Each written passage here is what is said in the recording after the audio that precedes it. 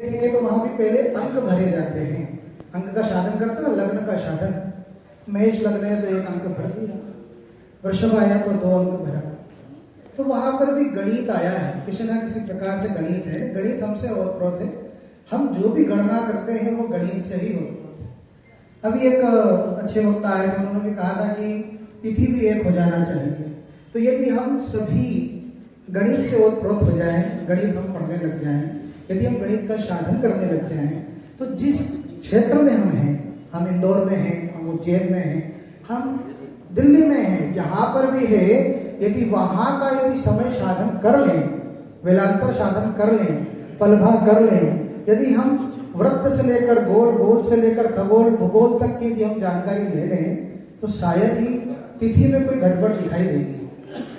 कहां पर 36 मिनट का अंतर है। यदि एक उदाहरण में देखो कि करवा चौथ आया है, 8:16 है, वहां पर चंद्रोदय हुआ है, लेकिन यहां तक आते आते उस सूर्य की जो गति है वो थोड़ी विलंब से हो गई। तो कैसे हो गई?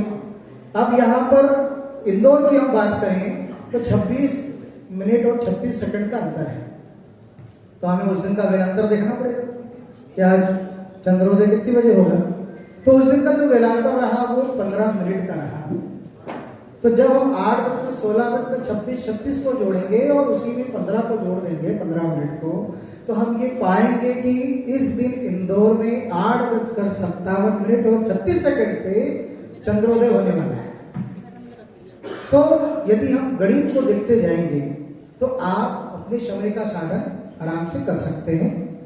दूसरी बात, गणित तो यहाँ पर आया ही आया है, हमें इष्ट साधन भी करना पड़ेगा, हमें पलभा भी करना पड़ेगा, हमें कुंडली के अंदर आजकल जो ऐप चल रहे हैं, आप देखिए एक ऐप है, एस्ट्रोलॉजी का ऐप है, यदि हम उसमें हमारा डेट ऑफ बर्थ डाल दें और दूसरे ऐप में डाल दें तो उसकी दशा अंतर पक्षांतर के अंदर बड़ा अंतराल आ जाता है।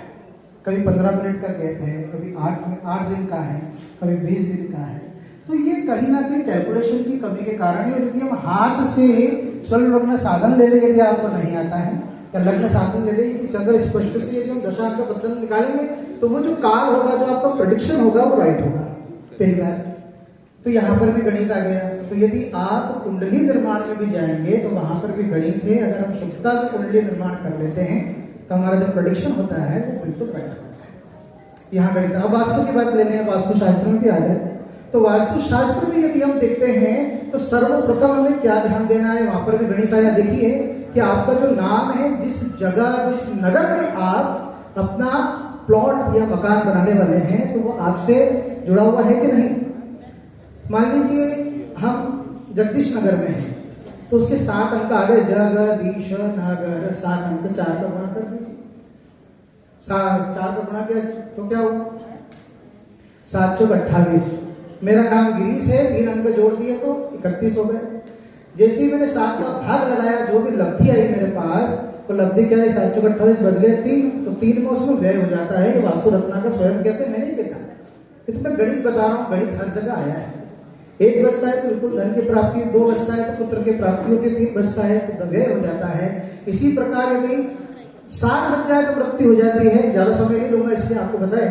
तो यहाँ पर भी हम सबसे पहले नगर का चयन करेंगे, फिर उसके बाद भूमि का चयन करेंगे। भाई है 1 हाथ चौड़ा और आपका लंबा होना चाहिए, फिर गड्ढा होना चाहिए। वहां पर हमने जल भरा, 100 कदम गए, 100 कदम गए, वहां पर भी 100 कदम की बात है, गणित आया।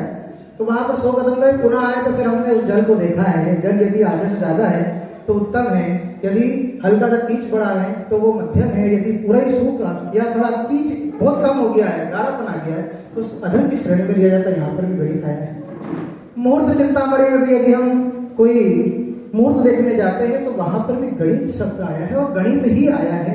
क्योंकि हम जब गणित करते हैं तो हम लोग तिथियों का गड़बड़ देखते हैं, कौन सा त्योहार कब आएगा, तो हमें ये देखना पड़ेगा उदयात कब है, मध्याह्न कब है, प्रदोष व्यापनी तिथि कब है, और किस तिथि को प्रदोष व्यापनी तिथि में क्या प्राप्त है, स्थान प्राप्त है। भाई निषेधकालीन तिथि कौन सी तिथि है, भाई दीपावली कब मनाई जाएगी, हमें भाई प्रदोष व्यापनी देना है, तो उसको भी हमें देखना पड़ेगा। यदि हम गणित देखते जाएंगे तो आप शुद्ध गणित के माध्यम से अपने जीवन में जो भी प्रेडिक्शंस होंगे, जो तिथि निर्णय होगा, जो मुहूर्त होगा, वो वाकई ही सटीक होगा। क्या होगा?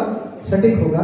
तो मेरा बस केवल यही निवेदन है। अब इसके पहले भी 14 तारीख को मैं जा गया था, वहां भी हमने निवेदन किया कि प्लीज आप थोड़ा सा गणित में भी आ जाइए, क्योंकि आप जो ऐप आ गए हैं वो ऐप आपके ऊपर इतने हावी हो गए हैं कि उसका जो प्रेडिक्शन होता है कहीं ना कहीं आपको झुकना पड़ता है। आप कहेंगे 22 तारीख को आपको काम होगा और काम हो गया 28 को, तो क्या होगा, आपकी वाणी दूषित हो जाएगी।